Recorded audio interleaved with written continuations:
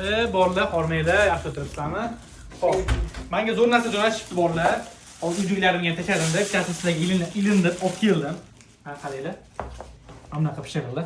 Mana qarasiz. Vashi qichig'i. Buni ko'p joyda olasam turadi, tayyor.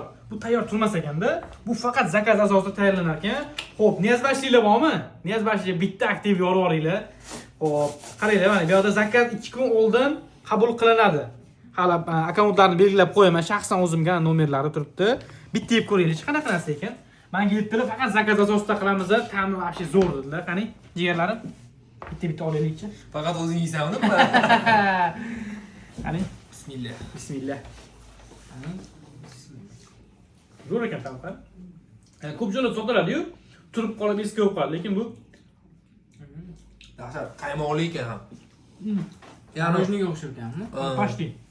Zo'r ekan. Bo'ldi, keyingi oylarga bir 5-6 zakaz qo'raman. Menga bundan jo'natishdi. Ta'mini bitta yetkazib bering deyishdi. Ta'mi zo'r ekan. Erkakchasiga haqiqatan zo'r narsa ekan. Akkauntlarni belgilab qo'yaman.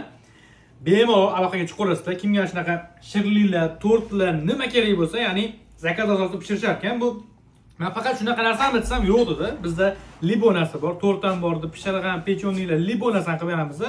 Faqat zakaz asosida keling jigar, buni olgan narsadan olamiz. Xo'p, akkauntlarni atletga qilib qo'yaman. Bog'laninglar, telefon qilinglar. Men nomdan chiqsanglar, skidkalar aniq bo'ladi. 100% bo'ladi.